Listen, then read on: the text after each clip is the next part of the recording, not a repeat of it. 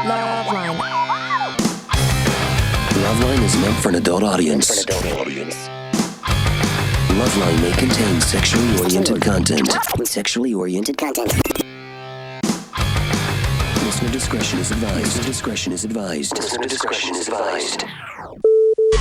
This is LoveLine.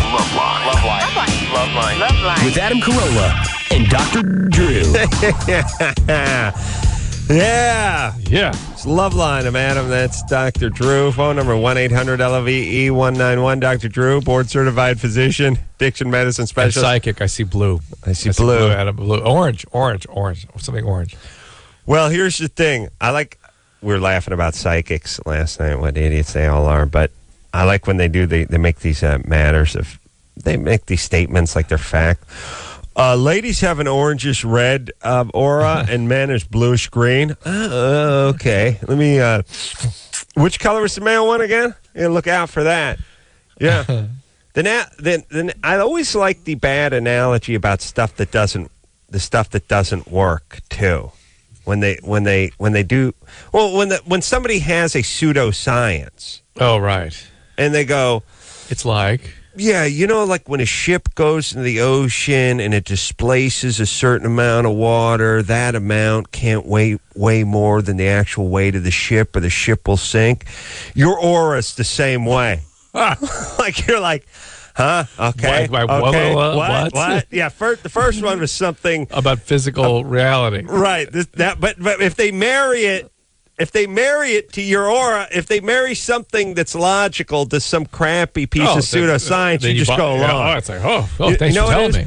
Once I can get your head nodding the right direction, then it'll keep going that direction. You're right. Mm-hmm. Because then you kind of get out, too. You want to wrap it up. How it works when you, and this is how this works. You just get your head, just keep going. There's that thing, the hell out of here. You want to get away from, too. Yeah. There's always that feeling. Yeah. Here's the thing. Got it. Chris Angel in here last night. Nice guy. Uh-huh. Mind freak came in here. At a certain point, Drew and I came back from one of our many potty breaks. You're going to be in for a treat tonight, by the way, because I ate asparagus tonight, and it does not take a psychic to realize I did it once I whiz up that urinal, Drew. You were going to smell that. Ooh. Pungent. Yeah. We came back. He had 4 forks that looked like he dug them up from a Civil War graveyard. Yeah. These things were made out of like pot tin. Yeah. They weighed less than plastic forks, but they were metal. Yeah. And he had the 3 of them just sort of sitting out, and he goes, hey, I got these forks. Go ahead, watch this. And he starts shaking it, and I'm like, well, where'd you get these forks? Oh, I brought them with me, but they're no different than any ones you would find on the hall. He's a nice guy to want to say, like, well, if you bring the fork with you, it doesn't really count.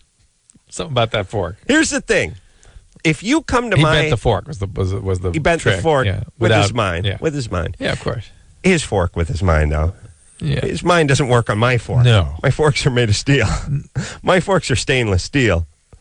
His are mostly lead with a little paste and just a drop of semen. Here's the thing.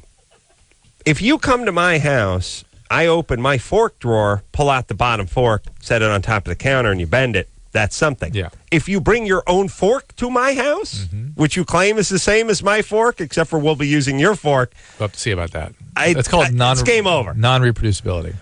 Yeah. Here's the deal. I could get 21 every hand if the casino would let me use my own deck.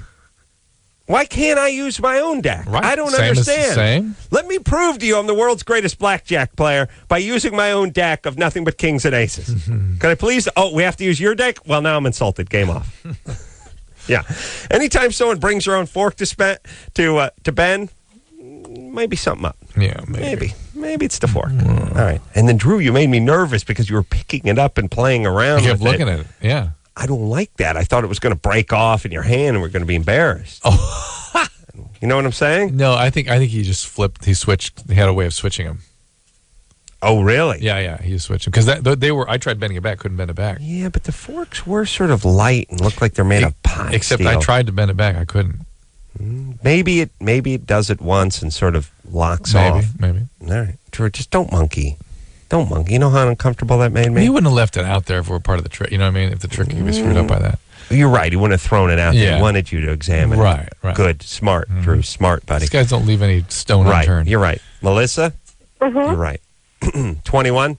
Yes. Yeah. He switched a fork, left the good one out there Yeah. so that you could examine it. Right. And not only did he leave it out there, practically put it in your ass. Right. He almost Yeah. stabbed Drew with it. Well, I mean, I pulled it out. he but shoved yes. it right in front of Drew And and it was just hard with left that him there. that one prong sticking out in opposite direction. It was uncomfortable. Okay, you're right, Drew. Melissa? Uh-huh. What's up? Well, okay, I've been married for 4 years. We've been together 5 years. I stopped at the generic fork store on the way. He really should embellish that story. I stopped at the all-steel generic fork store on the way in and bought 4 random forks. Now, let me show you this trick. As you should do it. Okay. Melissa, I bought my own You fork. got married at 17? No, we've been together since I was 17, going on 5 years, or going on married 4. We've been married for 3, going on 4. You got married at 18? Yeah. I'm sorry, Right it's out of way high off. school. Adam, I'm begging your Okay, pardon. come on, Way off. I'm How old's your almost husband? 22. I'll be 22 in December. So How old is your husband? he's 23. All right, what's the question? He just recently got completely naked in front of me, like 2 months ago. What's that mean? Like no boxers, nothing, like bare butt naked. And he had never done that before? No. Well, when I said, what do you mean, I really meant, what's your point? Yeah, is that unusual? Is that bothersome? Why? Yeah, why is that? I've never met any guy that would not strip down butt naked any chance they got. Well, why didn't you call us in last week, call us in before he did it and ask us why? He's never done it. It's just kind of a weird thing. He just dropped his pants one day, and I was like, what? He suddenly did it. Is he overweight? No, Is there something about him that he's ashamed of? not that I know of. Have you asked him why he's so uncomfortable with this? Yeah, and he said, well, I just don't feel comfortable doing it. Well, All right. and then you asked, well, why? Yeah, and he's just like, well, no reason. Why question me? Why question you? Because it's bizarre. He always asks me, he's like, well, why are you questioning me? Why does it matter? Why should I, And you why do take I that have as to an answer, you? Melissa? Well, All right, it's here's just like, might as well No. shut up before I get it. No. All right. No, before you get it. Yeah. What do you mean, get it? Get you hit? mean he's going to back off the sex if you question him about... No, he just was like, he'll go off on me. He'll be like, well, oh my God. He's like, you always nag me and everything else. Just shut up and leave me alone. Let's talk to him. Where is he? He's at home. Can we talk to him? Zip it, you nag! No, he's in bed. No. Where are you? I'm actually at work right now. Oh, where do you work? Security. I drive to nursing homes every night. Drive? What do you mean drive to nursing homes? To do what? I drop off like diapers and IVs and stuff like that. Wow. I'll tell you what, that's almost right below international jewel thief on the excitement. Yeah, it's pretty Job-o-meter. interesting. Driving to nursing homes and dropping off Pampers. And Yeah. catheters. And How big are you, baby? That's a heavyweight job. That's no job for a pixie. That's a big gal's job right there. Well, I'm not that big, so What do you got? 145. 145? Yeah. All right. 3 feet? No, Come on, 5'5". All right. I don't like the way this relationship is going. No, I no, don't trust this don't guy. do that. Don't say that. I'm not going to tell him to don't get pox it. divorced. I don't like the fact that he won't answer your simple questions about his bizarre behavior, and then he puts you on the defensive. That's not fair. It's not playing fair. Tell him it's not fair. It is bizarre. You've talked to us. Come on. What's the deal? Don't have any kids for a while. Oh, we got 2 already. Oh, man. We have a 2-year-old and a 9-month-old. Okay. Well, now, let's put it this way. At least he's getting over this whole thing. Right. Whatever it was, it's getting better. Okay, here's the thing, everybody. When you have kids, you have to get along with your partner. Yeah. You don't have to get along with your partner because you love your partner. You have to get along with your partner because you love your kids. You owe it to your kids to get along with your partner. Yeah, and then you'll love your partner. You know what I mean? You Yeah. Whatever it takes to kickstart you in the right direction, just do it. Yeah. Decide. Well, let's put it in a little more glamorous terms. You have an obligation to pay attention to that relationship. Make it work. On behalf of your kids, you have to give it what it needs and be dedicated to it in order to make it work. Period. I would say this too, Drew. What do you think of this? There's 2 guys, one black, one white, both racist. Oh yes, you can be a black racist. Mm-hmm. Look at Spike Lee. You both hate each other just naturally. But you're you're huge Pistons fans. You both love the Pistons. Yeah. You love the NBA Pistons. So you show up to a couple of games and you sit next to each other. And next thing you know, you're cheering when your team makes a basket. And the next thing you know, you have such a great love for this third object that you're able to sort of get past whatever differences you have. It's a beautiful. Can't you treat kids that way? It's a beautiful way to describe a marriage. You start out hating each other. You're Charlton Heston. He's Spike Lee. But you love this country. All right, fair enough. Can you get past it? There you go. Okay. Everyone get over your own ass on behalf of your kids. General rule of thumb. I'm really just talking to my parents. Yeah. Sarah? Hi. 15? Yeah. What's going on? What's up? Okay, I seriously have the best boyfriend in the world, but I am constantly cheating on him, and I don't know why. Like, I think I get a rush. You may have the best boyfriend, but you have the worst dad. Ooh, heavy. No, I have a good dad. Do you have sex with these other guys? Yeah. You have actual sex? Yeah. How many guys? 5. 5 guys. In what period of time? 3 months. It's pretty good. And this is all while you've had the boyfriend? A little bit before and during. Okay. So where is your dad? Something's up. I live with my stepdad. Where's your biological father? He died. Of what? Cancer. How old were you? It was a couple years ago. Ooh. That's some pretty heavy stuff to go through. What kind of cancer? Lung cancer. Ay, ay, ay. All right. Now Drew's going to start asking addiction questions, which will be a little bit offensive because your dad has passed on. Well, I know Drew's thinking crack pipe blew up and no. tore a lung. No, alcohol, cigarettes. Alcohol? Well. Me? No, your dad. How'd you get along with him? I didn't know him very well. Why? I just lived with my mom and my stepdad the whole time. Your real dad got out early and just sort of abandoned the family? He had another family, and but towards the end of his life, I lived with him for a while. Oh, my goodness. Well, that just means you got out of control at home and your stepdad kicked you out, right? No, I knew he was really sick, and I went to go see him. No, I feel like an a-hole. And then she decompensated afterwards. Okay. All right, Sarah. Some heavy stuff to have to I really think there's nothing worse you can do to your young daughter than move out, abandon her, and start a new family. Oh, my God. That's it. That's it. You don't matter. They were never married. Whatever. It's still a horrible, horrible thing for a young female to go through. Hypothetical. Yeah. You have a woman. Yeah. This woman you're going to marry. This is going to be your wife. Okay. Okay. You're going to have to live with this woman, raise a family with this woman, do all these things with this woman. Yeah. Okay. Would you take a woman that was molested one time? Now, just listen. I know where you're going. Well, I'm going there anyway. All right. Would you marry the woman that was molested one time? Versus? But not by a stranger, by her father. Oh, boy. Sexually molested. Versus? One time. Versus predator. Versus predator. Just... You know that movie thing. Yeah. I know. I'm trying to mix it up. I'm watching a that movie right now. It's on in here. Anderson's watching Predator. What the hell? Are you watching Predator? Predator versus Alien or whatever it's called. I know. Right The whole point is you said versus 3 times and it made me think of that. Okay. Versus? No. Versus Aquaman. No. Versus a chick whose dad moved out, abandoned her, started a new family. Maybe sent a little Barbie dream van or something on Christmas, but essentially it was clear to the girl that Daddy had a new wife, Daddy had a new family, Daddy seemed to be doing pretty good with that new family, and Daddy would send a card every once in a while. Yeah, I'll take that one. Really? Yeah, I would. Really? The sexual use guarantees some biological changes in the brain. Well, it's so profound. Also, Drew being a passionate man, you don't want someone who's going to break on you in the bedroom. Drew needs a nice, sturdy vagina to attack on a nightly basis. He don't want you crying in there. And then... But here's the thing. I say the one woman with the one incident... It can create great chaos. It can, but I don't know. Does the chick ever get over it? The other one whose daddy moved out and did that stuff. Does ever? The other one's just a one-time. Just a one-time thing. You're in for a world of hurt as the guy because you're going to pay for dad's abandoning behaviors. You're going to pay. Let me put this out there. I say the molestation thing shows up in the bedroom every once in a while, but in general, you have a better relationship than the one whose daddy abandoned and did the whatever. Yeah, it could be. Give it some thought. Could be. Give it It's some heavy. thought. It's a hard decision. Thank you. That's me.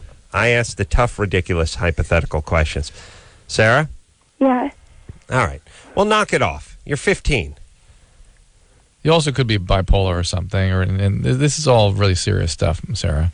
And also, Are you bipolar? I don't know. That's what I was asking. Well, you need to have an evaluation. This could all be just the difficulty of the vulnerability of intimacy and sort of sabotaging that by cheating, or were you sexually abused or anything? Yeah, I was. All right. So Who did that? My neighbor. Your neighbor. Beautiful. Yeah. Beautiful thing. Jesus, I thought I had bad neighbors. Yeah. They just call building and safety, but they don't actually rape me, Well, which would be a step up. it's It would be an symbolic. actual step up from what I get from my neighbor. yeah, Sarah, this all needs to be All right, treated. This is a therapy, mess. baby. There's Come on no now. way you're going to have a stable relationship Let's with go. all that. Let's break it down. Let's focus. You're acting out. Okay? Okay. Well, Sweet. also, just last week, I started taking this medication. It's my mom's, but I've been thinking it's called lorazepam. What is it? If you're familiar with it. Lorazepam? Yeah. That's Ativan. Yeah. So you're getting addicted to that too. So we got Okay. addiction, we got trauma, we got the trifecta. We got But the banning here's the pad. good news. Most people bottom out at 24, 25. You'll be bottoming out at 16 and a half, and then you can clean yourself up and write a book, Hopefully. Oh my God. and then bother the world.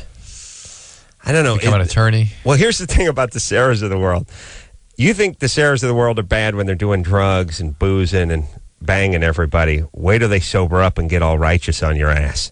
That's when we really start paying. We'll get their law degree. That's what Yes, they that's what get go do. the law degree and they become the feminist attorney, and now we're all left. Change your name to Gloria. Close your eyes. Is there a Gloria you've ever liked? Anyone named Gloria? Everyone, close your eyes. Anyone named Gloria you've ever liked? No good Glorias. No? All right. Yes, I got one. Michelle, you do? Mhm. Yeah. Who? She's the caretaker. She helps my mother-in-law and father-in-law out. Mexican. Best Gloria. BJ Drew's ever had. Michelle? Said Yeah. helped out. I heard what you said. I know what you mean. Michelle, Yeah. you're 18? Yes, I am. What's up? Okay, well, I've been dating my boyfriend for like about a month now, and we just recently started having sex, and his penis is really dark, and compared to the rest of his body, he's really pale. Mm. And like, I just wanted to know, is there like anything he can do to make it lighter, like a cream he could put on it or anything? Well, first off, I don't think you can ever be too rich or your penis can be too tan. That's number one. And it's like, All There's right, somebody hold else on the phone. Drew. Yeah. Yeah, Anderson, go back to watching Alien versus No, Predator. there's somebody else on the phone. I can hear him breathing. Yeah, she's picking up on he's being bogus. Go ahead. Here's my thing, Drew. What is it about the penis that changes color? Because I've seen a lot of dork Yeah. in my life. Yeah. Miles. Miles of dork. You took the amount of penis that I've Thousands seen. of penis. Well, look, if you put Peni. the peni that I've seen and strung them end to end, Yeah. 2-lane highway from here to New York City. Really? Mm-hmm. Wow, it's a lot of peni. What happened to that enough to stretch? To the moon or whatever. Yeah, we don't do that. You poor kids, you grow up today. When I grew up, it was all that. They sell enough macaroni that if you put it end to end, it would, or you could stack these books and they would reach to the moon, or you would, everything was reaching and stacking and laying out, and there's none of that anymore. Going around the globe. We could go around could circle the globe 8 circle times. A globe. We circle a globe. Yes, a lot of globe circling going on. Nothing anymore. It's not so impressive anymore. That doesn't sound I think so we're big. over that. Well, here's the thing. We've been to Saturn and things. Come Right. on. Well, here's what it is. You make it around the globe in 26,000 miles, Right. and the average guy who does sales on the road drives 42,000 miles a year, so it's not so impressive. Right. And you're not actually circling the globe. You're going from the Northridge area into the Newhall Saugus area 1,400 times. That's why circling Not the globe quite does as not exciting seem as quite as circling glamorous. the globe. So- Well, let's talk Michelle and the dark penis here. yeah. Really? Well, it's in True, but okay. why do guys have this? Because I do That- notice a lot yes. of guys have this, and That especially males of color that I Yes. prefer. Listen to me. That skin, when irritated, will either pigment or depigment. You notice how scars are either lighter or or dark. darker. Right. And when you get a circumcision, things pigment around there. Or when you have irritation or you monkey with yourself a little bit, you can pigment or depigment. And it's sensitive skin, so it has a tendency to sort of form or lose pigment. Michelle? Yeah. All right, is your boyfriend on the other line? No. Who is? No one. Sounded like it. All right. But I mean, it's sort of. All right. So what do you want to do about There's it? been many jokes like this. Hey, why don't you God knows. get a nice white condom for him? Clan condom. Is there like anything you could like put on? Hold on a second. Little hooded condom. This is possibly my greatest idea ever right now. Clan condom. Comes to a point like a clan hood. 2 little holes. No holes. Just come on, buddy. No holes. I mean, Well, for the eye eyes. holes, yeah, no, just you for- can't do. they're No, for you'd have the effect. 2 black dots. All right, You okay. can physically put holes in there. Well, no. I mean, there'd be a condom underneath the little white sheath that came. No. No. I think the whole You want the whole condom latex. is the Oh, clan latex, okay. clan All right, outfit. got it. With the 2 black eyes and the pointy thing, and then you'd have like the Grand Wizard. That'd be the red one. Clan condom. Write that down. Got it. The point of the hood is the reservoir. KK condom. Yo, strong stuff. Someone must have come up with this. This is going to be huge. This would be huge in the South. I go down to the rallies. I sell these babies. It's awesome stuff. Good gag for any of the brothers that had a good sense of humor too. You know. Right. Okay. Michelle. Yeah. So what's the problem with it? Why is it so disturbing to you? I don't know. It just kind of turns me off because he's really white. How about he like Adam said, put a condom on? Oh, shut up. This isn't a question. He's really white. His penis is a shade and a half darker. Do you really care? Well, actually, my friend, she really wanted All right. Listen, Bo guy. Let me... Okay. Do I have to... Okay, you know what? You kids make me sick. Do I have to explain to you the Geneva Convention of bogus calls? We mentioned bogus 3 times to her, and she didn't we said crack. someone was on the other line, and I guess her friend and Anderson picked up on that. Here is the only way this can continue. If we call bogus, you have to fess up. Yeah. It is no different than the fish out of water in the Marco Polo, or as we now know it, Adam Carolla pool game. Yeah, the games Here's how aren't fun if you cheat.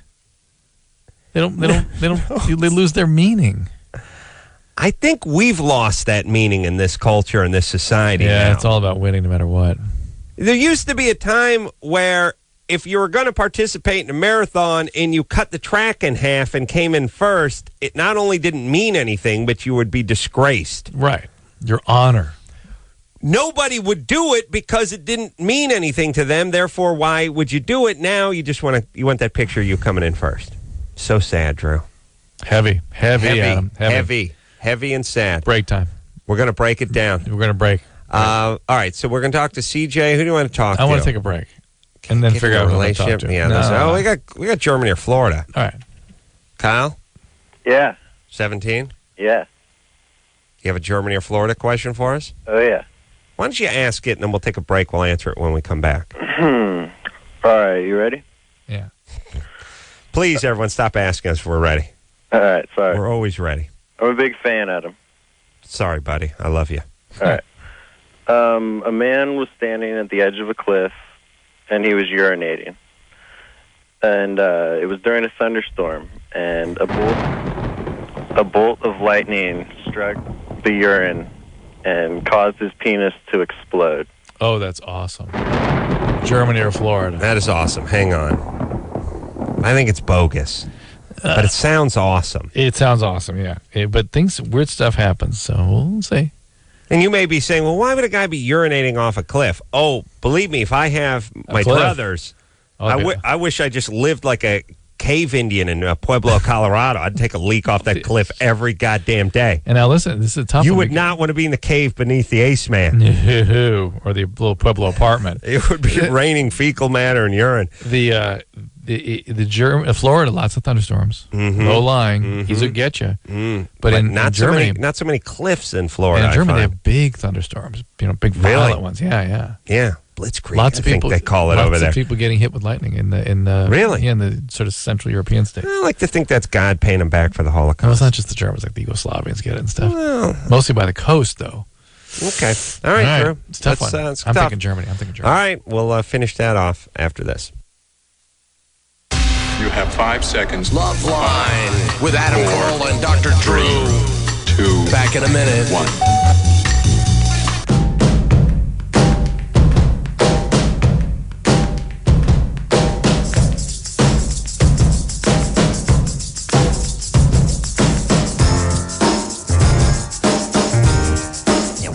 Yeah, LoveLine. I'm Adam. That's Dr. Drew.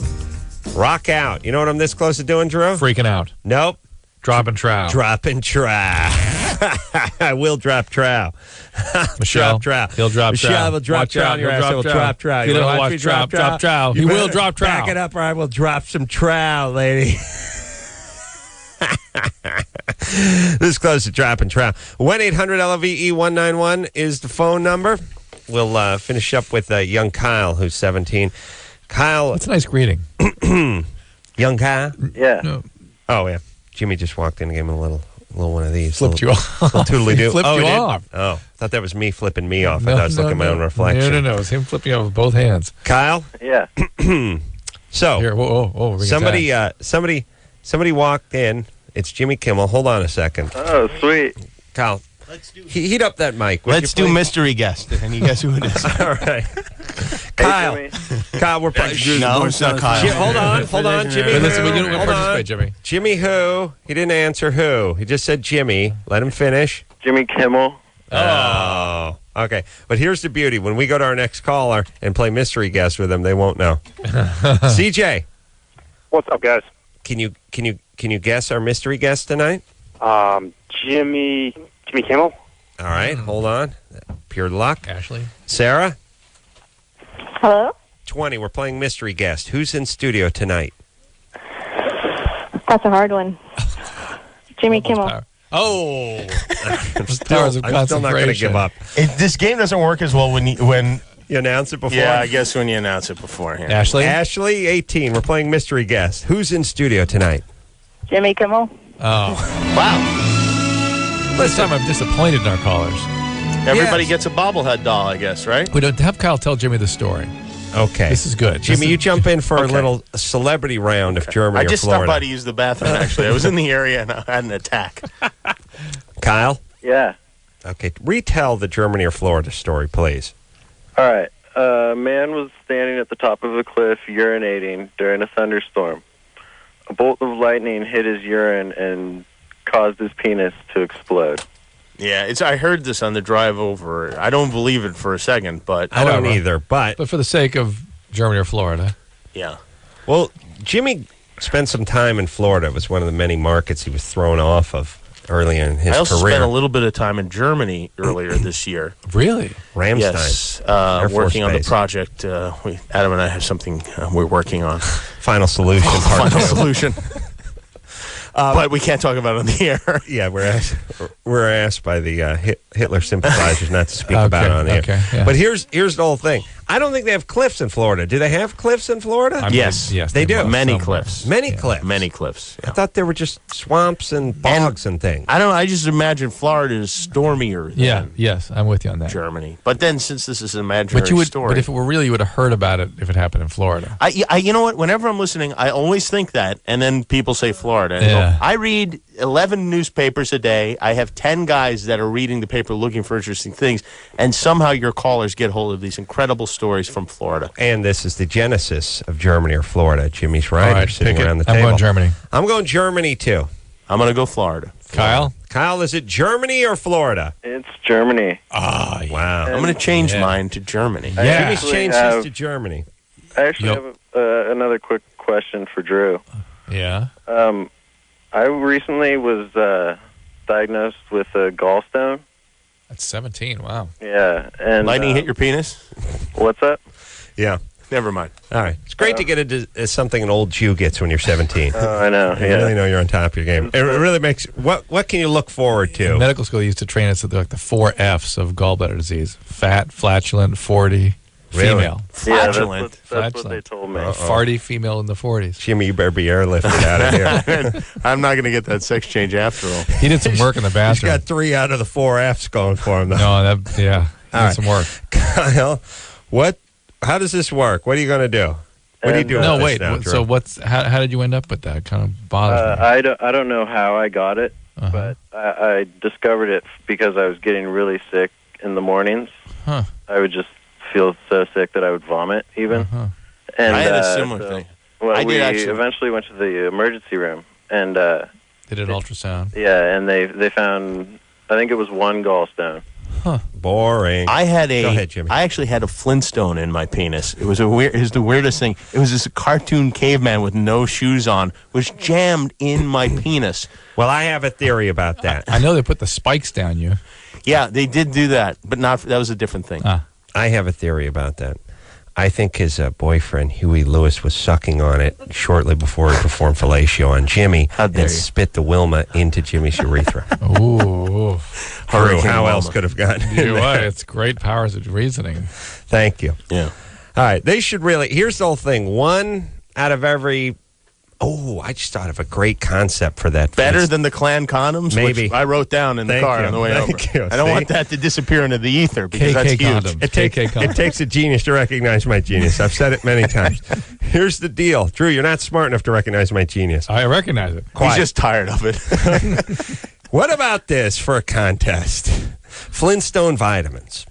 There will be one out of all, they'd still make Flintstone vitamins, right? Yeah. One will be made out of a hard, non-digestible plastic that will come out in its full form in the stool. The person that Waving. eats that, no, because it goes in. It has to go in as one of the you're right. characters, Barney or Flintstone or Wilma or Comes through. Fred or whoever. But that is the golden one, and when that one comes through, you are entitled to $1 million. Ooh. So every kid is gobbling these things up Yeah. and then checking their stool. And then the kid that chokes it, that his parents get to collect $1 million. Well, if in fact it works that way, but I think we could make something. You do swallow or do you chew them? They're chew them. chewable. Is that why it They're says chewable. chewable on the thing? I found a fecal Wilma. What you do is you make the one vitamin looks exactly and is made of exactly the same material as all the other vitamins. People never know if they want it or not. Better. Write that Oh, down. that's good. Jimmy, That's write good. that down. Got Go it. back in your I'm gonna car and write that down. I have to go to the bathroom. I'm sorry to interrupt the show. That's but all right. I'm very, very busy. That's all right. I'll see you guys later. All right. If any of the guests we had on the show earlier in the week came in here, we'd be angry. But Not she's an Jimmy. actual celebrity. All right. Let's talk to Sarah, who's 20. Sarah, Oh, hi. you can't get into relationships.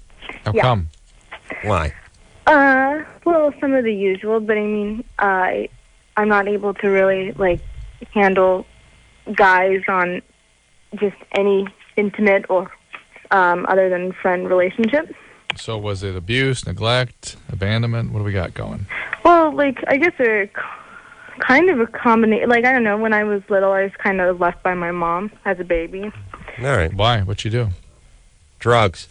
Yeah, the Okay. usual. So you're angry.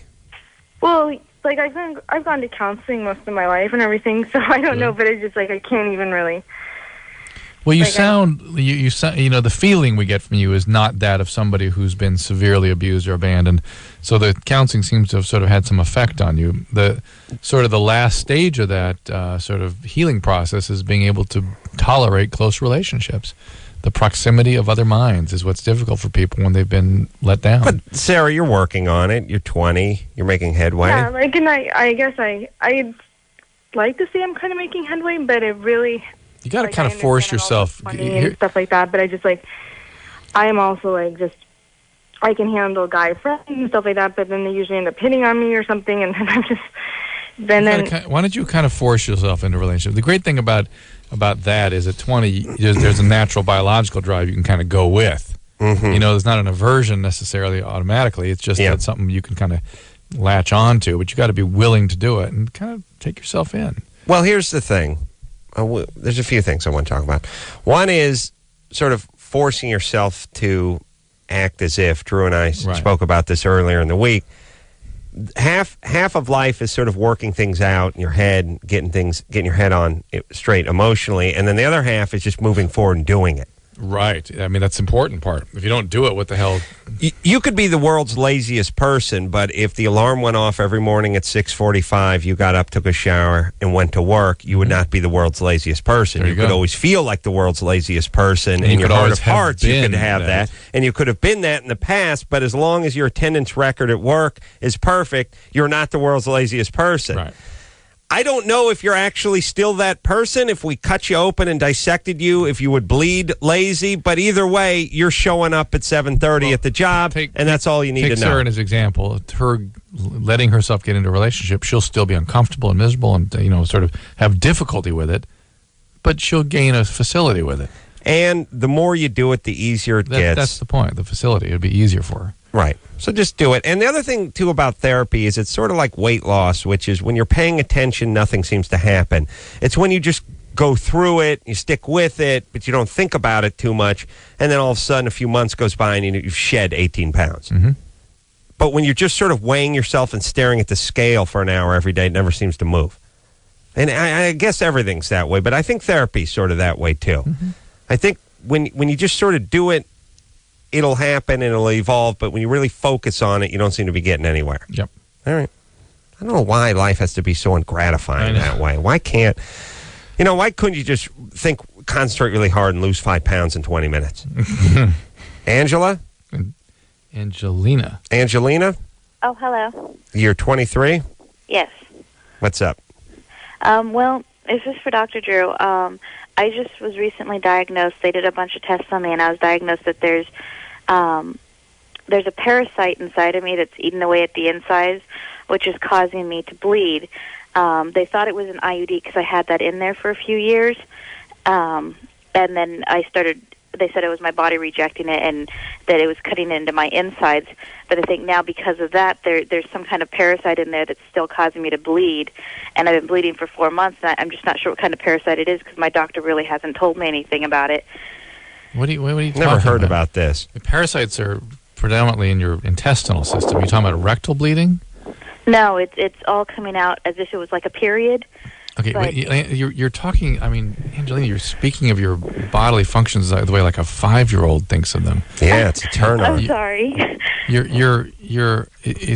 There are no parasites in the urogenital tract. There's protozoans. There's something called trichomonas. Well, maybe the protozoan part is what got you confused with the parasite. And Drew, what happened to tapeworms? Tapeworms around. Well, let's see some of them. Well, let's get some of them back.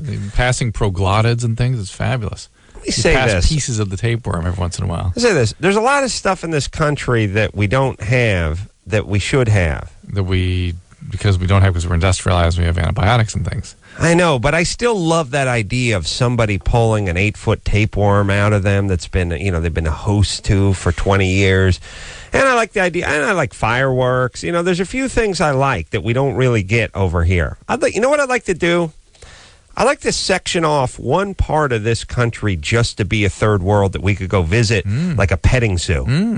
You know what I mean? Yes. Like here's the thing. We have leprosy. We have all the quaint illnesses of the past. Let's find a state that's not particularly populated. Alaska's probably a little cold. Have to be a little bit warmer. We need kind of central so we all get to it. Okay. Yeah. Okay, now you're thinking. Nevada could be good. I think it's part of Nevada. Here's the thing about Nevada, not tropical enough. I think it's got some heat over there, but maybe too much. I don't know if some of these parasites would flourish. Here's my point. Yeah, Florida, you're right. We take, and we're almost there with Florida anyway. Might as well just finish the job. We take a state. Maybe even it's just, you know what, Drew? I'm being too tough with the state thing, and it's probably too lofty a goal. Okay. We take a city in a state. Take like Tallahassee or something. We clear it out. Yeah. Then we bring in all the people from around the world, the elephantiasis and the tapeworms and all the parasites and the crazy stuff with the goiters and the growths and all the crap. We bring in the animals and the killer bees and the cockroaches. There's big as a shoebox and the water moccasins. And it becomes a third world amusement park. And you know why we go? You know why we tour? We tour through it like a country, like you tour kids through a prison in Scared Straight. Yeah. Like, You'll go home and kiss the ground. Yes. You can't believe how happy you are to live in this wonderful country now. It'll be like a wild animal park, but it'll be third world wild park. you'll tour through it, and it'll go. Tram. It'll go through. It'll have the brutal dictatorships. Oh, awesome. Just mass graves, and guys with mustaches Skulls. holding shotguns and skulls everywhere. Yeah. Then that goes into the disease and famine alley. The kids with distended bellies and flies everywhere. Pregnancies and. Are you writing this down? Horrible complications of pregnancy and sepsis and death. All right, Drew, I haven't even begun to scratch the surface. Don't we already have Mexico, though? Oh. Anderson, how dare you? What? I mean, Here's the right thing, down the too. street. I've been on the show for almost 11 years. I've avoided Mexico as the topic of humor. And now to start, I just find that distasteful. They don't have filarial disease. Yeah. They have no leishmaniasis. Yeah. We'll take a quick break. Wait, we didn't finish with the... Oh, we'll finish. We'll finish. All right. After this. This is LoveLine. LoveLine will be right back.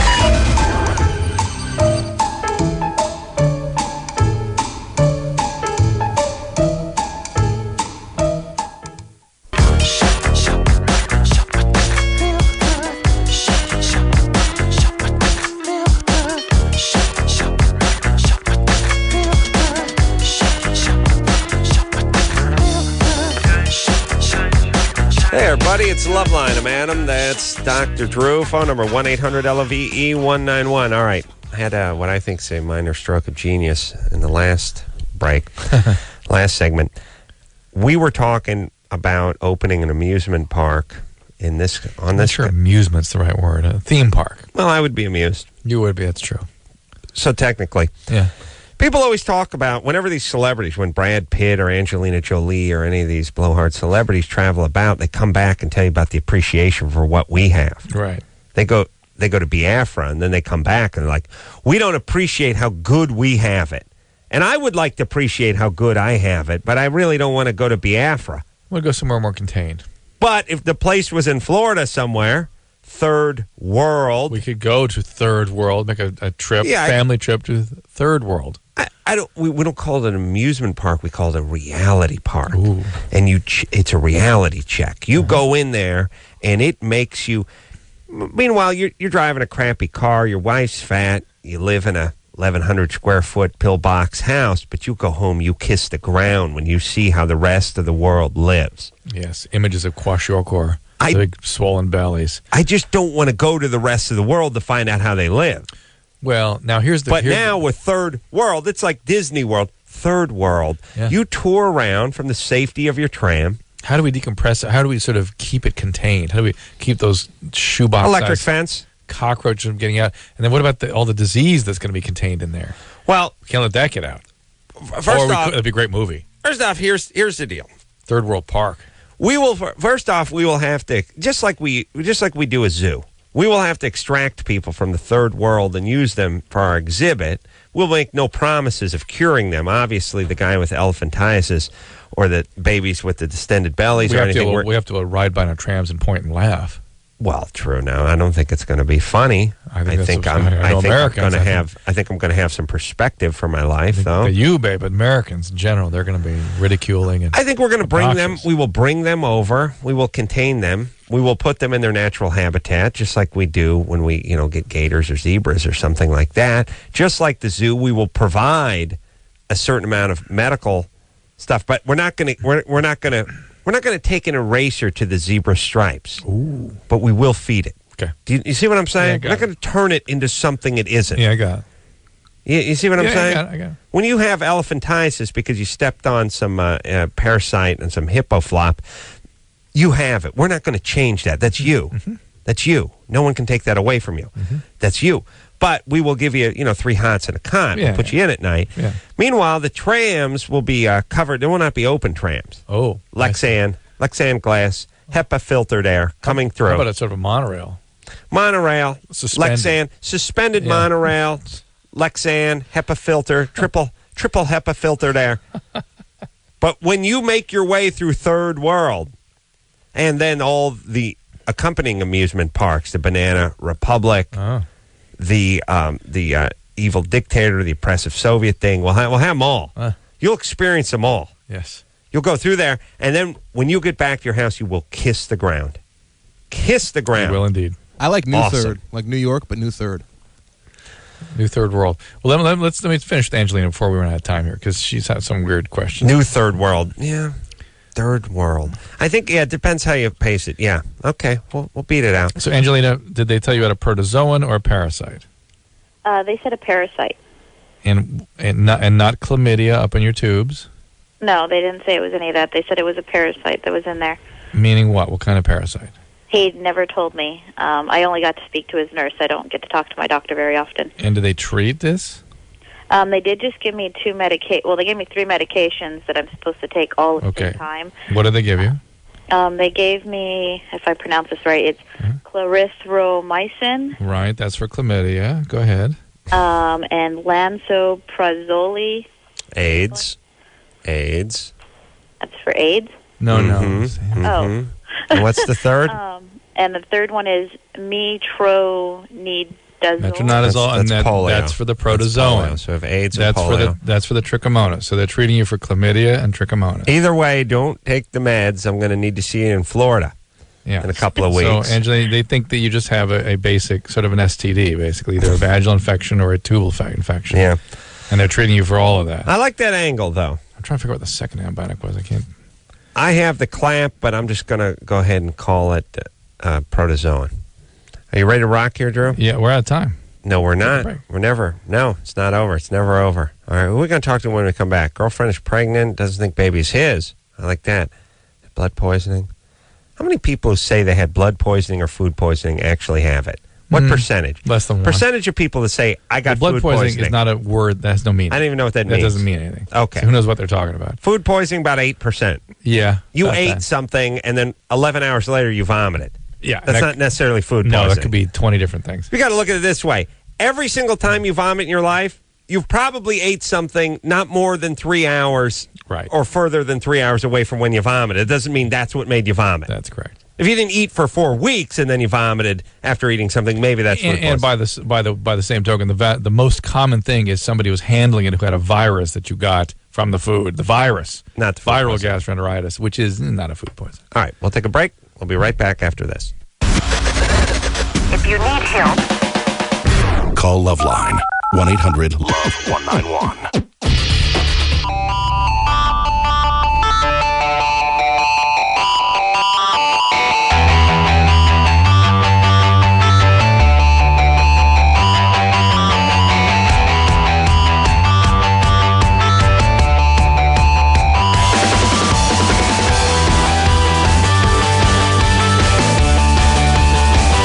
Everybody, it's LoveLine. I'm Adam. That's Dr. Drew. Phone number 1-800-LOVE-191. Dr. Drew? Oh, nothing. Just a board-certified physician and addiction medicine specialist. Now we're blood address poisoning? let's address that. Blood poisoning. Whatever the hell that means. Natalia? Yeah. What's up? I had blood poisoning last year. I actually ended up with a bone infection, and I ended up almost going into septic shock and pretty close. No, hang on a second. Hold on. What do you mean by blood poisoning? What does that mean? Well, that's what the doctor told. That's what the doctor told me it was. No, he didn't tell you had blood poisoning because that's not a term that has any meaning. You had osteomyelitis and you had septicemia. That makes sense. Yeah, that's what it was. Septicemia. I couldn't remember the big name for it. Hold on a second. Drew, are you a real doctor or just a love doctor? Good times. Yeah, so what's the question? So you had osteo. What, did you get a puncture wound or something? Something get through your foot? Or? No. What happened was I slipped off the back of a truck at work and broke my foot. And then on the 11th of September, I was admitted to the hospital with a hematoma, an extremely large hematoma on the top of my foot. Yeah. And apparently staph had grown inside of it, just something that I had been carrying in my body, and it grew inside of it and caused a bone infection, which in turn... No, there must have been a puncture of some Did kind. Did you sue your employer? Did you sue your employer? No, I'm on workers' compensation. Oh, boy. How long are you on workman's comp for? I've been on it for almost a year now. Where do you work? Where did you work? I worked on an Air Force base in Gila Bend, Arizona. And you fell off a truck? Guard. Yeah, we had to wash our trucks at the end of every shift, and I had climbed in the bed of the truck to wipe the back window. And when I was climbing back out, I had a hold of the tailgate, and I slipped off the bumper. Well, it's your fault, isn't it? It happened at work, though. Okay. It was at work. How long does somebody get to stay on workman's comp? Depends on the diagnosis. Well, so can you move now? Oh, yeah, I can move now. I'm just not allowed to do a lot of prolonged standing or walking. And so you can't go back to work because your gig was a security gig. Yeah, well, the security guard, yeah. Aren't they wanting to retrain you? Yeah, they're willing to retrain me. I'm just having some problems with the financial situation I was in prior to that. But my main question was... Yeah. Well, here's the thing. If you're having problems financially, don't you go back to work. don't want to go back to work. No, don't retrain. That's not when you go back. Yes. No. Oh, my. Hang back. Let the financial storm blow over, and then start making some money. Yes, good. Perfect advice, Adam. Yeah. Well done. You gotta tie up those loose financial strings before you actually get back and start working. Natalia. Yeah. What do you get paid from workman's comp? Do you get the same thing you made when you were working? No, you get... Well, in the state of Arizona, you get 66 2/3 of your monthly pay. Mm-hmm. Which is not very much. Right. All right. So, get some retraining, get back on your feet and into work. But the next question is, or Drew, the question is... What was her question? Yeah. Is there any possibility that it could be lingering in my body? You know, is it passable to, like, if I get pregnant and have a baby? Look, you've had how many weeks of IV antibiotics now, Natalia? 1,000. Don't get pregnant, by the way, when you're home on workman's comp. I agree with that. And, yes, you can have staph lingering in various spots, as any of us can, and some of those staphs can be resistant and problematic, but it's not a contagious disease. All right, they live with us. Therapy one. Find out one. Talk to one. Yeah. Why? What's on one? Michelle. Yes. What's up there? You found out 2 of your ex-boyfriends committed suicide? No, the guy that I'm seeing now monogamously, his last... Oh, they're 2 exes. His 2 exes. 2 exes. Yeah. And Does he one of these people likes to sort of fall in love with broken people? Maybe. I don't really know. Do you have any kind of history of psychiatric illness or addiction or anything? No, it's not me. It's him. No, we're questioning it about him. You would sort of shed some light on his... You're not going to get a healthy person with high self-esteem to kill themselves. Right, it's not like he caused them to kill himself. It's more likely that he's attracted to people that are depressed or broken in some way, and he tries to rescue them, and of course it doesn't work. Right, this is like a surgeon who's lost many patients, but when you go back and look at it, the reason he's lost many patients is he takes the tough cases. Exactly. Brilliant analogy. Brilliant. Really? Yeah. Really? Brilliant. Yeah. Really? Breathtaking. Hello? Really? Yeah. Go ahead, Michelle. It is? Yeah. Say it again. I don't Well, know how... I mean, here's the thing. I do much better analogies than that, but they're usually car-related. I know. I don't think you like get those. them, but you like the medical doctor ones. That's awesome. Wow. Breathtaking. So easy, Drew. That was a 0. Go ahead, Michelle. My question was, I found this out through one of his friends. So, not through him, but his friend. So, how do I respond to this? Like, should I bring it up to him? Yes. Why not? Well, I'll tell you why not, because he's going to strangle his friend. He's going to commit homicide on his friend. Yeah. What the hell is his friend telling you this for? Who knows if it's even true, by the way? What is it? What is that thing, by the way, when you just start telling the chicks or the guys you're going out with, you start telling them crap? Jealous, envious, or likes her. But there's also just a gene when you're 20. That's what you do. The chaos gene, yeah. It's that weird everything is, all that teenage angst and everything. The whole thing is like just some kind of movie with Matt Dillon from the 80s, you know, with you and Emilio Estevez, and everyone's just looking down, and it's like, man, hey, man, I shouldn't be telling you this, but the Kyle you know is not the Kyle I know. You know that one? What? Tell me. I don't think I should say anything. What is that? The greatest thing I've ever learned. There's a few things you learn with time, and one of them is stop talking. Oh, you quit communicating with people. Oh, with people. Don't tell them their business. Don't tell them your business. Don't tell them anything. Just hang back. Shut your pie hole. Just shut up. Here's the thing. Nothing in it for you. Mm-hmm. There's a very good point here, everybody. Go ahead and assess in life what's in it for you and what's not in it for you, or what's potentially in it for you. Because here's how you want to lead your life.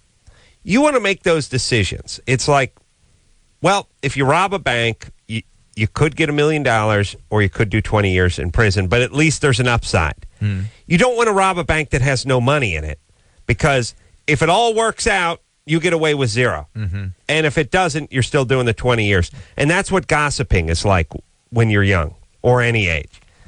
No upside in it for you to go ahead and spread some rumors and gossips, but potentially bite you in the ass. But there's almost a biological sort of arousing quality to it. You get the focus of attention, something special, it's exciting, that's what people go for. It's not hurting other people, it's not the content, it's the process of sharing this, exciting information. They love that little dance. Yeah. You got that weird little energy dance when you're young. Yeah, but think about the consequences of what you're doing. Right.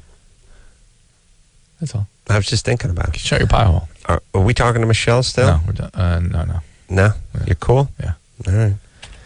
Brittany, Yeah. you're 18? Yeah. Hold on a second. I'm going to get depressed. Right. I want to talk to Ashley. Ashley? Yes. Hang on, Brittany. Ashley, you're 18? Yeah. Every guy you've dated has cheated on you? Pretty much. Except for How many my guys? guy. How many guys? I don't know exactly. I've been dating since I was 13, so. 85 guys? 8 guys? 2 guys? Probably over 20, I'd say. And is it over 20 guys have cheated on you? That's a ton of guys. Do you mean cheated or sort of wrapped up the relationship and moved on to somebody else? Or never even declared monogamy in the first place? Or, had a girlfriend and dated you a couple of times. Yeah. No, it was like a monogamous relationship, and I found out that they had slept with another girl while we were dating, kind of thing. But how could you establish a monogamous relationship 20 times by the age of 18? How is that possible? None of them have lasted over a month. That's not a monogamous relationship. That's just starting to date. You're getting to know someone, and 9 days into it, they bang their old girlfriend. Right. I'm talking like at the point where they said, do you want to be my girlfriend? Do you want to just date each other kind of thing? Yeah, but up to that point, they will be sleeping with other people. Yeah. Well, Ashley, I'm I'm going to pull out of this chick and ask you a very important question. I'm saying after they've said that they just want to date me. Okay. I still find 20 an inflated number for age 18. But either way, we get the message. That means every 2 months you have to... Whatever it is, we get the point. So what are we going to do about this? You're calling from Alaska? Yeah. There's really only 2 possibilities here. You are picking awful guys and attracted to horrible people. Right. Or you have trouble sort of interpreting social cues and you're not really understanding what's happening and you're looking for reasons to sabotage these relationships. Okay. What part of Alaska are you calling from? Eagle River. It's close to Anchorage. Mm-hmm. And why are you there? What is your dad fleeing? What's the story? Why am I in Eagle River? Well, everyone in Alaska has a story. We don't mean actually in Eagle River, but in the county of Eagle River. Yes. Basically because my mom decided to move here when I was 5. Okay. What was she running from? I don't know. It might have been my dad. And what's up with him? He was never really around. Like, I wasn't actually supposed to be born. I wasn't a planned birth kind of thing. I have this theory that I could walk into any place in Alaska and just go, even if it was a church, and I could just walk in and go, yeah, I'm Federal Marshal Johnson. I have a warrant from 1987, and the entire place would just scatter. People would be diving out the windows, through the stained glass windows, shoulder roll onto the snowmobile. It'll look like the Columbine or something. People just it'd be like Jesus caught on fire. And I could do that in a church. Now, if I went into a bar, well, they start shooting back. I'd start shooting. They would return fire. I would love to do that. I have this theory that I could walk into any large hall, like a bingo hall or church or any large establishment in either Nevada, Alaska, and certain parts of Florida and just go, excuse me, I'm Federal Marshal Johnson. I have a bench warrant for, and everyone's just, it'd be the greatest. I would never tire of it if I lived in Alaska. It's a great reality show. It's a great idea for a reality show. But you haven't been to Alaska. I went up there. I don't care. I know everyone in there is fleeing the law. And every person up there will tell you that their family or they themselves has a story. Oh, yeah. Everybody has a story up there. Yeah, it's always like, what are you doing here? My dad didn't feel it was the federal government's job to tell me whether I could stockpile munitions or hookers. It's like, it's always somebody's fleeing something, running from the past. Yeah. Never hear anyone running from the future. And by the way, if you were running from the future, would you have to go backwards? Yes, you'd be going back in time. You couldn't run forward because you'd be heading toward the future. You have to run towards the future, yes. But what if you ran sideways? Could you still be getting away laterally from the future? That's a technicality. I have to Well, think if the about that future one. was in front of you and you were going to the side... Yeah, you could miss it, yeah. But do you think the future runs all the way along like the Canadian border, or do you think it's just sort of in the middle? Well, I just think if you run sideways, you're never getting into the future. So it's a technicality. It's interesting. Could you stay in the present forever? Ashley? Running sideways? Yeah. These are all questions you could answer Big for us. questions. Huge. So your mom moved up to Alaska when you're 5. But so the fact that you have an abandoning, chaotic father and a mom that just decided to take off to hint her it's not other so much parts. that he abandoned me. It was just more like my mom wanted to move up here. My uncle was already living up here, and so we lived with him for a few years. Let's put it this way. Given that you had a father who your mother needed to flee, it starts to make sense that you would have trouble in relationships with men. Yes, and the other part, too, is whenever the sister and the brother decide to move up because she's over it. Well, he was living up there. So are you kidding me? It's not like that, but okay. No, I don't mean weird and sexual. I just mean it's just white trash. Well, we did move up here from Virginia, so... All right. Okay, so you got issues with men. And all the guys you're dating up there in Alaska are the offspring of fleeing felons. So they're suspect too. I agree with you. But Yes, Ashley, the only variable you have any control over is Ashley. Yes. And let's go ahead and sort of pay attention to what you contribute to all this. And if you don't like how things are going, change that. Hold on. She thinks you're talking about Ashley Judd. I was talking about. Explain to her that it's when he says Ashley, I mean means Ashley you. Olsen. It means you. Yeah. Okay. Well, it's just weird because a lot of the guys, like... All right, that's enough. Just listen to us. Would you please stop doing the same thing over and over again? Must be getting cold up there. Please, people. Days are going to like nights like 20 hours now. It's bad times. Okay, Longfellow. Should write some of that down. Here's the thing. Try to be more human than animal, everybody. That's my sincere wish for everyone listening to the show. Here's what animals do. You know what animals do? The same goddamn thing over and over again. That's all they do. That's all they do. They do the exact same goddamn thing. My dog barks at the same nothing every night at 8 o'clock. Every night, like a maniac. Every night at the same nothing. I hope it's that the neighbor down the hill there. The guy keeps trying to get bench warrants for me. No. Is he doing that now? No. He's just an old coot. Keeps calling the city about my Again? hedge. Yes, he's on it again. No. Yes. How do you not... This is how murders happen, I think. Now, you know what? Here's the thing, Drew. Thankfully for all my neighbors, I'm so goddamn busy. I just don't have time to go over there and actually put a contract out on them. Yeah. But it'd be awesome if some of them just keeled over. It really would be. And that's the thing, too. Once you're on my S list, I wish death upon you. And then they become infinitely successful. No, that's how the Corolla curse works. I'm just saying, everybody, please get off this treadmill known as your life and start trying to get outside yourself a little bit. If the same thing happens to you 20 times in a row, maybe it's you. Maybe. If you keep getting fired, maybe you're a bad employee. Yeah. If you keep getting D's and F's, maybe you're a bad student, and maybe it has something to do with you. Maybe it's not the teacher hates you. Maybe it's not your employer is jealous. Maybe it's not every guy in Alaska cheats, although I'm sure a disproportionate percentage of them do. Maybe it's the guys you're picking. Right. Why not embrace that? Otherwise, you just lie around waiting to get hit by life. Yeah. Right? Yeah. If you start, and it's a bitter pill, and you have to humble Reverend yourself. Run was up here saying was saying he takes responsibility for everything. Rev Run. Good or bad.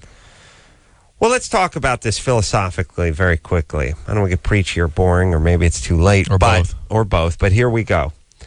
If you show up at a store on a Sunday and the store's closed and you start cursing the store and saying, I drove halfway across town, I can't believe this, I ruined my weekend, I can't believe what kind of place is closed on a Sunday. you never learn a lesson. Right. But if you say, man, you know what? I should have called. Yes, I should have made that. I should have known next time. I should have made that phone call. Yep. And then there's someone, your wife is saying to you, oh, honey, how would you know? Every place is open on Sunday these days. And you say, you know what? Now, next time, I will pick up the phone and call. Mm-hmm. Then you learn something. Mm-hmm. But if you get angry at the store for not being open, what's to stop you from going to what is to prevent this from happening the following weekend? There's nothing. That's right. So don't do it for me, and don't do it for Drew, and don't do it for the store owner. Do it for you. Mm-hmm. Beat yourself up a little, internalize a little for you, not for them. See, people don't want to do it. They're trying to protect themselves. Screw this store, screw this street. They should have, whatever. I'm going to sue somebody. Don't do it for you. Because it's always feels better to make it the problem outside of yourself. But you can't solve those problems. They won't change, or you can't change them. Humble yourself for you. You know what I do every day before I leave the house? You drop on your knees and pray. No, I stand nude in front of a mirror and I pose say, down. I repeat that I'm fat and ugly and stupid.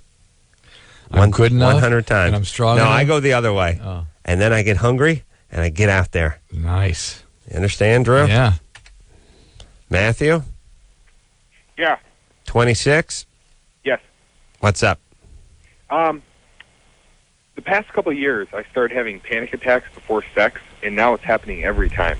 Oh, that To the sucks. point that it's interfering with my sex life entirely. Is it with the same person? Yes. Anything about that relationship we should know? No, actually, the relationship is fine except for the sexual part. But it's Is it somebody you're like super into and very anxious because of that? actually it's somebody I've been married to for 7 years. Ooh, is it somebody you're not into and afraid what might kind of come out of you? No, not really. Do you have a history of panic attacks? Yes. Do you have a history of any drug use? Just the medications they have me on. What's that? Milltown. Milltown? Are you kidding me? No. What are you calling from back in time? That stuff is rarely used anymore. Well, actually, maybe he's in the military or something. No, actually, my psychiatrist is ancient, and he doesn't believe in benzodiazepines. Oh my God! Milltowns are extremely difficult to stop too. They get profoundly addictive. Oh, they phased them out. Well, yeah. I did stop taking it on my own, and I started having seizures, and the doctor. That's what I'm saying, and it causes severe panic for up to a year afterwards. Mm.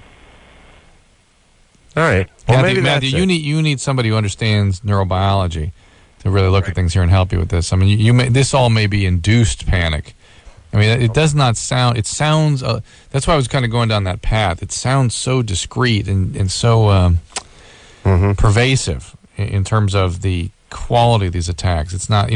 Usually panic attacks kind of a little more free floating. They can be triggered by environmental cues, but every time you have sex, that's something else. It just suggests that there's like a background of something going on neurobiologically. It's just. Panic attacks like a herpes breakout. You don't get it on the 1st of every month. Right. You just get it You whenever, get a little more wherever. free-floating usually. Yeah, usually. I mean, they're triggered by various things, but you kind of have to figure it out usually, and it's hard to tell. But every time I have sex, that's like, every time I'm in a stressful situation is what he's saying. It just breaks through. And Why is sex with his wife of 7 years stressful? I mean, it should be boring, but it should be stressful. I wish I had a panic attack at home. Matthew? Yes. Milltown, that's just unbelievable. Is she a big gal? No. Okay. Milltown, that would trigger it. When you get off it, you get what's called akathisia. You have to move around all the time, and they get upper limb restlessness. They want to punch things and stuff. It's very, very uncomfortable withdrawal, and it lasts for a long time. I see. Yeah. Now, I've been on this for 14 years. He works at a glass What's figurine shop. What's too, that, so it's man? gonna be It's tough. bad times. Oh my God, the damage! They get something called hemiblismus. Their arm just goes phoom, all of I'm a sudden. telling when you, Drew, do you have that? You punch your mic 4 times a night. You getting off Milltown? Now that you mentioned it, what's that, Matthew? Milltown sounds like a fictional place. Tough cops threatens to take the perps down to. Okay, fellas, I come back down here. I'll take you down to Milltown. The real name is meprobamate, and actually Soma is converted to meprobamate by your system. Now, I've been on this for 14 years. On Milltown? Yes. Oh, that is bad times. 14 years? You need to see somebody who really is skilled with this You got stuff. on this stuff when you were 12? Yes. Well, actually, it was to make me a better witness at a sexual abuse trial. They wanted me calm for it. Wow. Mason jar. No. This is real. This is real. Matthew? Yes. This isn't bogus, is it? No. No, Drew, this is way too specific. Milltown sexual abuse trial? Well, now we know why has the panic before sex, right? Yeah. Right. What happened at the sexual abuse trial? Well, I had to testify, but Who'd you have to testify against? My uncle. Ugh. Who did he sexually abuse? Me and my sisters. Sisters. Yes. Let me ask about that, Drew. Hold on a second, Milltown. Drew, the pedophile. Sounds like a Simpsons character, doesn't it? The pedophile, Milltown. The pedophile that sort of hops around from women to men. Yeah, I know, it's weird. That is. It happens, yeah. Is it that they're molesting a child first and foremost, Yes. and that the sex is sort of secondary? The and that gender the child is secondary. not really developed to the point where there's a Yeah, huge difference right. between the two anyway. Right. It's more about just sort of stealing the innocence of a child than it is really what they are. It's fusing with it. They need to be it. Really? Yes. That's the Michael Jackson syndrome. Matthew? Yes. You're talking about the old talk show host from KBC from South Africa? Good day. Wow. Strange reference, Drew. I thought you'd be talking about the pop singer who was brought up on molestation I was, charges. actually, I was. Oh, okay. Okay, now it makes sense. Now see? it makes sense. Hmm? Matthew? Yes. Did you put your uncle away in prison? Well, he pleaded out, and the trial never went through, but they still kept me on the same medications. What did he get for his plea bargain? 6 months. And he had 42 counts against him. All right, but it's it's 3 days a count, so works out. And where's he now? Is he out? Obviously. He's out, but we were moved afterwards. Jeez. Well, I had to go into foster care. Yeah, because this guy's the brother of your mom. Yes. Yeah, and of course she's a mess, and she was molested, and her dad did horrible things to him, and that's how it works. Right. Right. Yeah, there you go. Okay. Magic. Oh, psychic. Blue. 3. Yeah. Candles. Let me explain. Let me say this, Drew. All right, Matthew, talk to a new therapist. No, you need to see a skilled psychiatrist. You live in Detroit, go to University Hospital, Department of Psychiatry. This is probably what I have some success with this medication called Neurontin that will help with the anxiety, the panic, and the withdrawal. But you need a lot of different kinds of interventions here. This is a very complicated situation. Do not try to manage this on your own. Drew, are you ready to dig on this? I'm digging. Dig on this. Heavy and powerful. Uh-huh. H&P. Dig on it, though. Okay. When you molest somebody, you get in trouble or charged with whoever you molested, and that's about it. But I say the legacy should be tacked on. Oh, yes. I'm with you. The people that person will molest, the broken childhoods and the families and all the trouble that person They causes. should be responsible for all the cost and expense and lost because wages. here's the deal. If I set a brush fire just because I like to watch it burn, but a bunch of school kids get trapped in a bus and burn, I get murder. I get murder. Right. I have to be accountable for everyone who was on the bus. I totally agree with you. If you shot a bus driver and killed him, you would get charged for his murder and everyone who was on his bus who died as a result of the accident. I actually would say we have to do this with the child molesters in order to get this thing to slow down. We have to start doing this. Because you molest somebody, you only get charged with that. Meanwhile, they go on, they molest their kids molest other kids. It just keeps going. Exponential. You start something, you knock down a big molestation domino that sets off this ripple effect that may still keep going. Heavy. H&P. Heavy in what? Herniated nucleus pulposus, H&P. That's right. Real doctor, just a love doctor. Take a quick break. Be right back after this. Call 1-800-LOVE-191 to broadcast your problems to the public. LoveLine will be right back.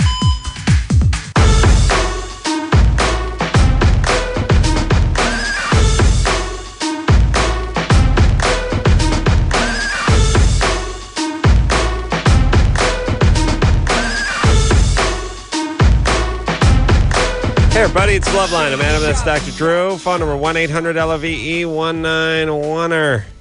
Let's get back to the phones, shall we, Drew? Yep. Or you want to talk about I don't know, punishment for child abuse again? I just feel, well, that's where pedophile comes in my island for pedophiles. What a movie. And wait till it becomes a musical. Oh, Broadway I musical. can see it now. Pedophile now. And then it bursting and guys kicking high. Top hats. Springtime for pedophiles and child molesters. Brittany? Yeah. 18? Yeah. Oh, yeah. Poor Brittany punched her up a half hour ago and then forgot about her. Yeah, you're depressed, huh, baby doll? Yeah, a little bit. What's the matter? Nothing. I lost my dad when I was 7, and like a few months after that, I lost my best friend to a fire. She died also. Oh. And then I Just talking about young people dying in fires? I believe so. What happened to your dad? He died of cancer of the nerve. He had like really great big tumors. Yeah, that's all I know. It was cancer of the nerve. That's all I know. And it was about 12 years ago. Of the nerve. Neurosarcoma, probably. Yeah, and then I had a verbally abusive mom, and I confronted her about that a while ago, and she said that she was sorry. She actually realized she was verbally abusive, and she said she was sorry, and now I'm getting therapy. But I was wondering if you can cure depression without taking medication, because I don't like taking medication. It just seems like it's fake happiness to me. I don't know. Well, it's not fake happiness. You've had... What's wrong with fake happiness, by the way? I wouldn't mind a dose of fake happiness. How's it different than real happiness? And if you don't know it, it's like a fake orgasm. If you believe it, then it's an orgasm. This is somewhat different because your brain has been depleted by these repetitive assaults. And so the idea is just to support the chemistry of the brain by bringing the chemicals back towards normal so you don't fall into a biological state from all these stressors while you work on the therapy and do the things you need to do to pull yourself on out of it and then eventually get off the medicines. Mm-hmm. In the meantime, I'm however, afraid I'll get addicted. there's no such thing as antidepressant addiction. There isn't? There's no such thing. They do not trigger the medial forebrain bundle where addiction occurs, so you can't get addicted to them. Oh, okay. Brittany, Yeah? what do you like doing? I'm going to school for journalism, so I'm a college student and I work and that's it. So I like to write. All right. You don't sound that depressed, by the way. But if you're having trouble functioning, if you are, depression is a potentially dangerous illness. 1 out of 5 people kill themselves who have depression. Here's the thing: you'll make a great writer, though. There's no such thing as a happy person who sits down and writes. Mm-hmm. Happy people, you know what they do? They go to the park. They play catch. They have boring lives. They have sex. They go to movies. They see plays. Wait a minute, I'm getting jealous. Well, think about what writing is. Think about the concept of writing. Lots of downtime, lots of time. And here's the thing. You don't usually write at noon. You write at 3 a.m. Right. to 5 a.m. Right. You polish off. You polish off a bottle of wine, have a couple of sleeping pills, and you just sit there. Adam, what he's telling us. Oh. That sounds like your nightly routine. Well, yeah, except for I watch TiVo. And no sleeping pills. Just the wine. Sometimes sleeping pills, yeah. I'll mix them in. I surprise myself. Yeah. Here's the thing. Depression makes for great artists. Happy people don't write because you don't have anything to write down when you're happy. Mm-hmm. When you're in a good mood, you don't have anything to write down. The people who write happy songs, they're depressed. No, they're depressed. They're just trying to make money. Oh. Got it. You always find out they're depressed, too. Yeah. Okay. Okay. All right. All right. It's good for writing. That's all I'm saying. Go ahead and get yourself right, pardon the pun, but not too right so that you can't write. That tends not to happen because they still have the experiences behind them. James, what's going on, 22? Hey, what's up, guys? How you doing? We're good. How are you? What's happening? Well, I was kind of wondering. I've been kind of doing like a lot of getting like a little bit more deviant in terms of like masturbation and stuff. I've started looking at like transsexual porn.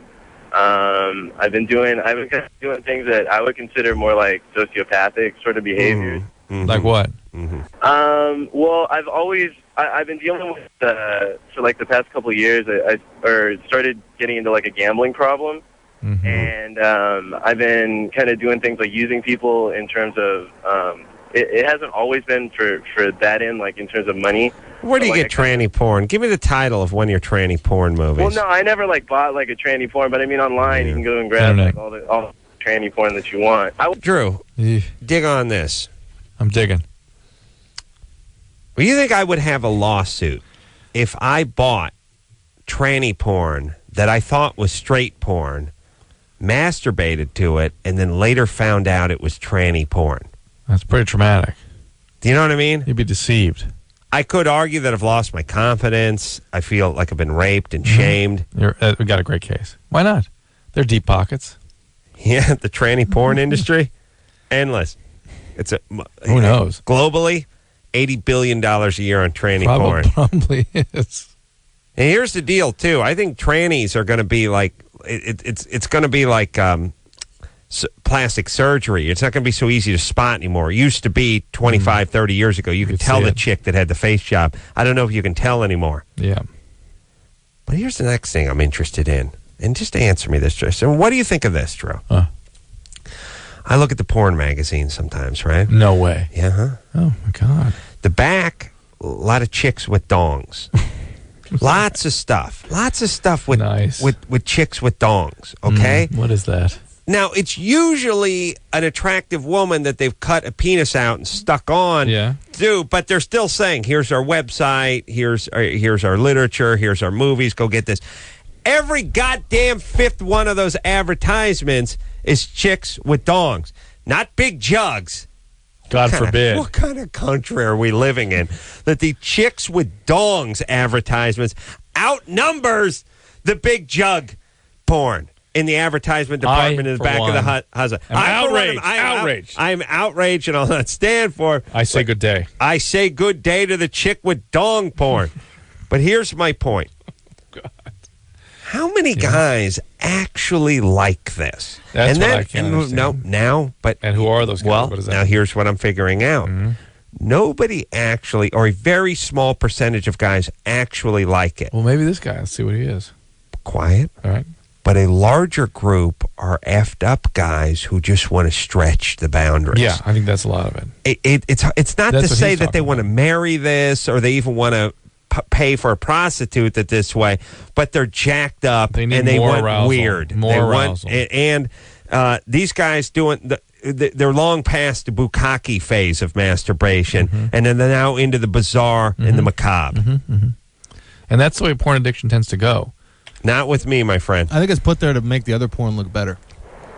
Anderson, you know what I'm talking about, though, right? I was in New York and I was looking at like some magazines I had out there, just some newspapers, and like more than half of it was female shemale stuff. Well, the other thing too is that female shemale ads are like a turd in the goulash. It goes a long way. You see one, it's going to take a lot of good straight stuff to wash that memory out of your mind. Sticks. Yeah, it sticks. One seems like 100. But really, it's like every other one in the back of the thing, and you just want to throw your hands up and scream like, who is into this ass? Well, there's you got a guy to talk to. Let's talk to him, James. You always want to talk to the people that call the show, Drew. That's where we part ways. I know. James? You hit it on the head when you said like it's something that you kind of stretch the limits, but at the same time, it's something that at times I'm very attracted to, and at other times, are you effed up? Are you effed up when you're viewing this? Like, am I high or am I? Yeah, high or drunk or whatever. Nah. And it's not like you actually would want to be with this said person with the weird anatomy, right? Not really, nah. Right, you just need that. You just get it's sort of burned out on the arousal of the normal stuff and need something more extreme. Sometimes, yeah. I think that's the thing about the internet. There's so much stuff streaming down that they just finally get sort of everything becomes white noise. You know, people can get accustomed to anything, right? And you need more. Yeah, and that's sort of an addict thing too, by the way. Well, yeah, totally. Like I have a lot of addictive qualities. Yeah, so this is an addict thing. Yeah, this is where addicts go with this. All right. So what's there you go. Well, you can stop, and it's like every other addictive pathology. You've got to stop the behaviors. If you can't, there is help out there. You live in Long Beach. There's a treatment center in Redondo called Del Amo Treatment Center, and check it out. Lived in the city for 40 years. I figured out Del Amo's not a city. I know, I had to explain that to about 3 weeks ago when Drew explained it to me. And you were angry with me. I was, furious that I didn't name a city Del Amo. You shoot the messenger. You know how it goes. There was the Del Amo Mall. There's probably Del Amo Fire Department, Everything too, to be honest. Torrance and Hawthorne. That's the city. We have a city named everything. I can't believe there's no Del Amo. It's a perfect name for a Southland city. It means the soul or something?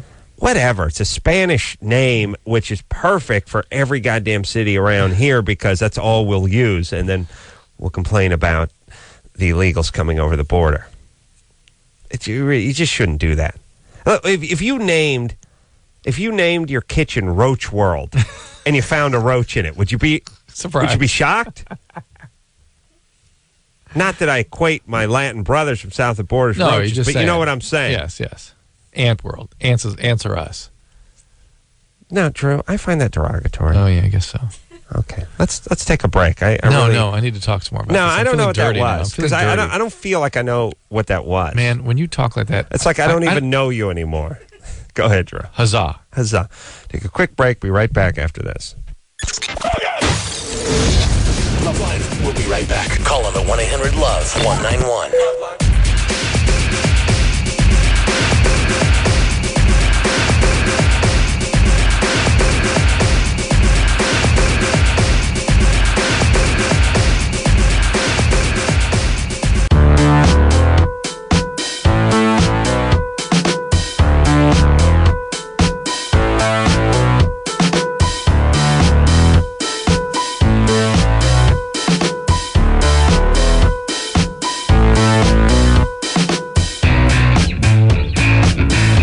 Everybody, LoveLine, madam, that's Dr. Drew. Phone 1-800-LOVE-191. Going to speak to Mark from Idaho. Mark, 28. Yes. Mark. Mark? Okay. Yeah. What's up? Well, I guess I had a 1 week stand with a girl. If you can call it that. It was one night stand that lasted too long. Mm-hmm. And about a month later, she comes, tells me she's pregnant. Mm-hmm. And the question is? I'm sorry? What's your question? Okay, the question is I've been going to the doctor with her for, like, the ultrasounds and stuff. Mm-hmm. And the ultrasounds, they measure the fetus. And the measurements of the fetus are coming, like, 2.5 weeks older than when I met her. Yeah. Are the ultrasounds accurate to conception? Are they? They tend to be. They're not absolutely accurate, but they tend to be. So let me ask you this, Drew. When would be the best or most accurate ultrasound? Earlier or later? Here's all I'm saying. I don't know that offhand. Okay. Gynecologists may be able to answer If you that. had no idea how far along a woman is and you did an ultrasound at 8 months, would it be more conclusive than you doing it at week number 3? I don't know. I would imagine in a certain way, there's just certain things that can't happen by 4 weeks or 6 weeks. You know what I mean? You're working with a smaller measurement, therefore greater potential for error. Well, I would look at it I would almost look at it the opposite way, which is if you showed me an oak tree, I couldn't tell you how old the oak tree was. But if you showed me a sapling, I think I could tell you that's a few months. You know what I mean? Yeah. Because it just couldn't be. There's not much. A week is like a month when they've only been around for 3 of them as opposed to 8 of them. Yeah, it's interesting. Powerful? Powerful. Heavy and powerful Heavy or just and powerful? H&P. Wow.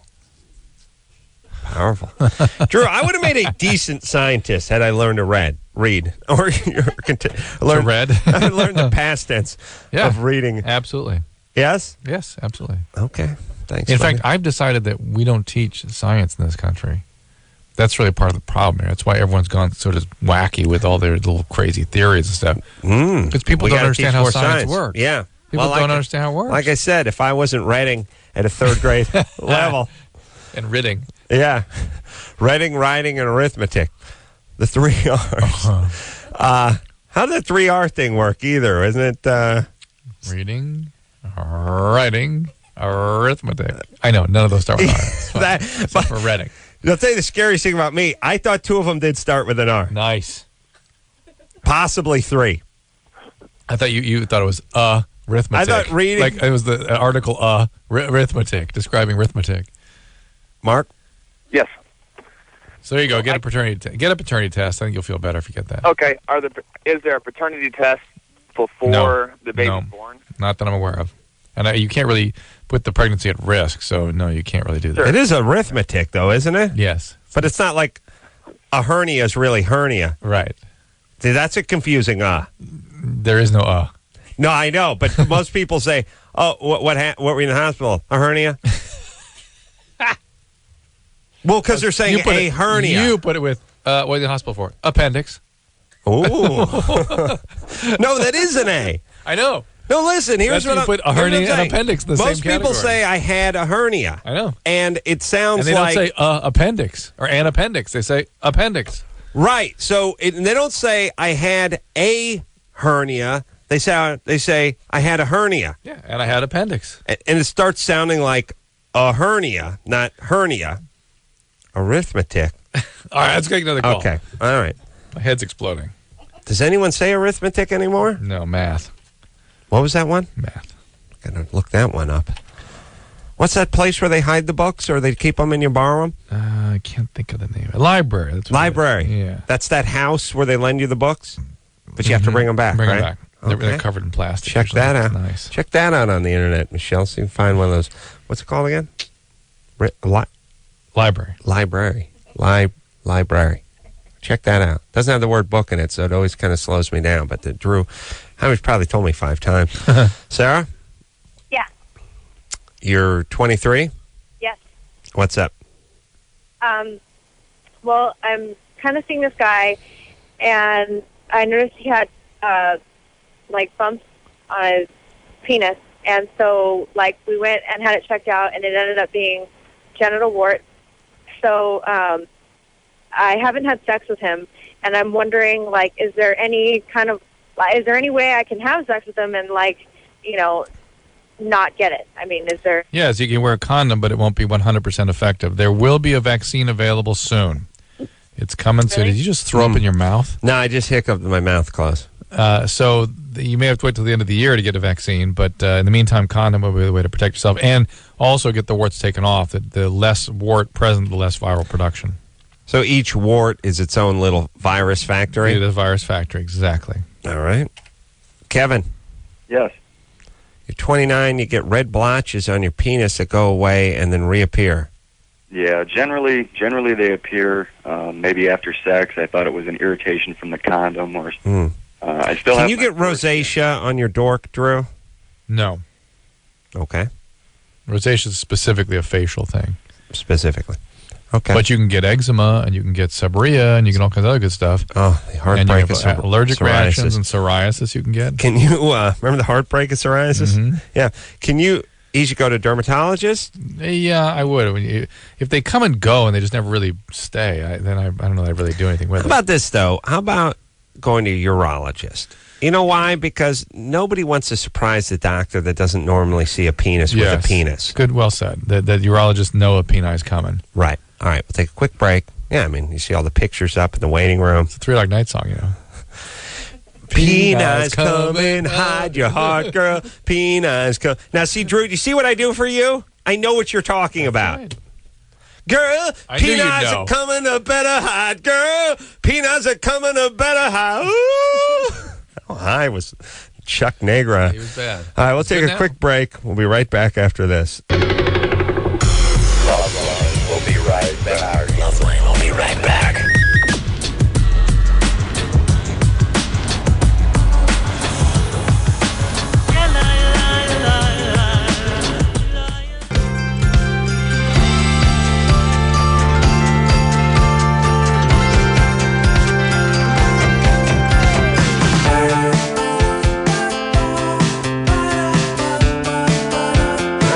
Yeah, wow. Lucky we don't have any time left in the show to get into this. Woo! All right, end of the week. So thanks for due. I want to thank Patricia. Yeah, this week got screwed up. It felt like the end on Tuesday, and now it doesn't feel like that again. Yeah. I want to thank Patricia for doing the phones. I want to thank Junior producer Lauren for booking the show, and producer Ann for doing a great job all week long. Engineers Michelle, engineer Curtis. Who else? Engineer Rick, Anderson, Marcus, Marcus. What did I say? Curtis. Yeah, Marcus. Yeah, I'm gonna go with Lauren, Marcus. Junior. Yeah, Junior. I got Junior Lauren in there. Anderson. That was fantastic. So until next time, it's Adam Carolla for Dr. Drew saying mahala. This has been LoveLine. The opinions expressed on this show are not necessarily those of the staff, management, sponsors, or this station. The producer for LoveLine is Ann Ingold. LoveLine is a presentation of Westwood One Entertainment.